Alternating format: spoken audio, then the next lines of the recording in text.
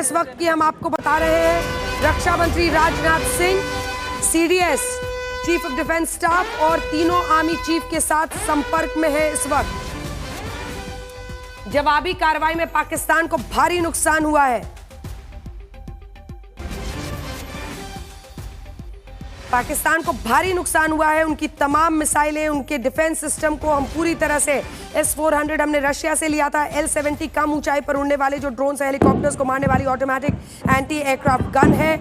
ZSU-23 शिल्का, ये radar पर आधारित ऑटोमेटिक एंटी एयरक्राफ्ट गन है। रशिया से लिया गया एयर डिफेंस सिस्टम है। उन सबको हमने सक्रिय कर दिया है और इसी के दम पर तमाम जो उनकी मिसाइल्स हैं, ड्रोन्स हैं, उसको हमने निरस्त कर दिया है। अरविंद, क्या जानकारी है वहां से बताइए।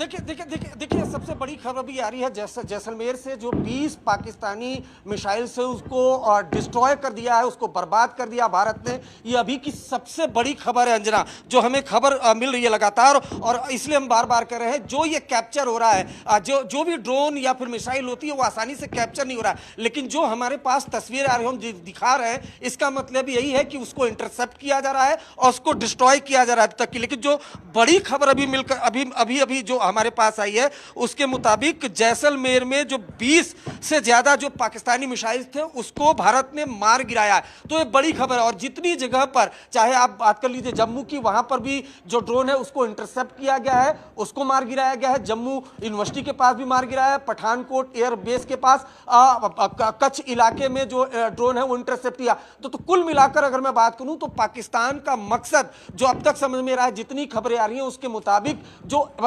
इंडियन एयर बेस थे उसको निशाना बनाने की कोशिश की। रक्षा मंत्री राजनाथ सिंह सीडीएस और तीनों सेना प्रमुखों के साथ मीटिंग कर रहे हैं। ये बड़ी खबर इस वक्त की हम आपको बता रहे हैं। राजनाथ सिंह की उच्च स्तरीय बैठक हो रही है, वो लगातार उनके साथ संपर्क में है। जल्दी से एक बार चलते हैं, मंजीत हमारे सहयोगी हमारे साथ जुड़ रहे हैं। मंजीत, रक्षा मंत्री खुद स्थिति पर नजर बनाए हुए हैं।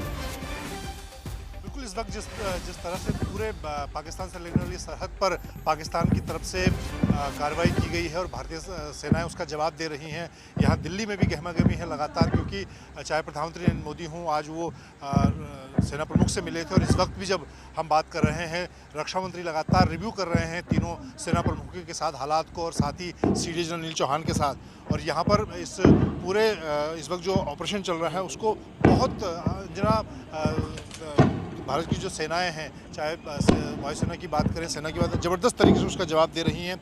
और पूरा जो मिसाइल एंटी ड्रोन सिस्टम है सेना और वायुसेना का, वो पूरी तरह से इस वक्त सरहद पर पाकिस्तान को मुंहतोड़ जवाब दे रहा है।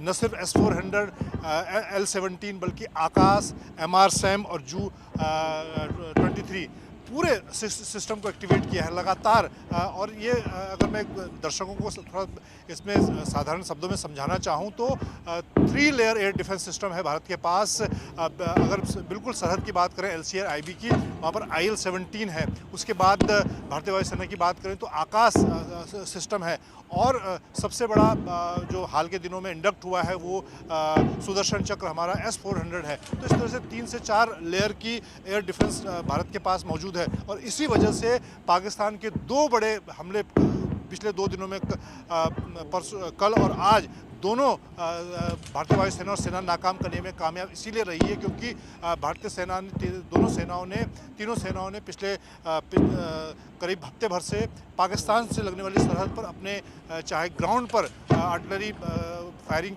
हो, ग्राउंड की फायरिंग हो, उसको एक्टिवेट कर दिया था। और इसी तरह से अंजना पूरे गुजरात से लेकर राजस्थान और जम्मू कश्मीर तक। लेकिन देखिए बड़ी बात मंजीत, बड़ी बात सिर्फ 3 है। पहली बात ये कि आतंकी कायर मुल्क रिहायशी इलाकों पर हमला कर रहा है हमास स्टाइल में, और हमने ब्लैक एंड व्हाइट में स्टोरी चलाई थी कि कैसे POK में ISI और हमास 1 महीने पहले मिले थे हमास स्टाइल में। जैसे वहां पर हमास फायर करता है ना चीप रॉकेट्स, वही हाल है इसका। कहीं स्वॉर्म ड्रोन्स है, कहीं ये, और भारतीय जो सिस्टम है, तीसरी बात वो इस तरह की सुदृढ़ है कि हर जगह पर मोर्चे पर इस वक्त मौजूद है, और इसी के साथ साथ उनके तमाम जो मिसाइल्स हैं, ड्रोन्स हैं, उसको गिरा रहे हैं।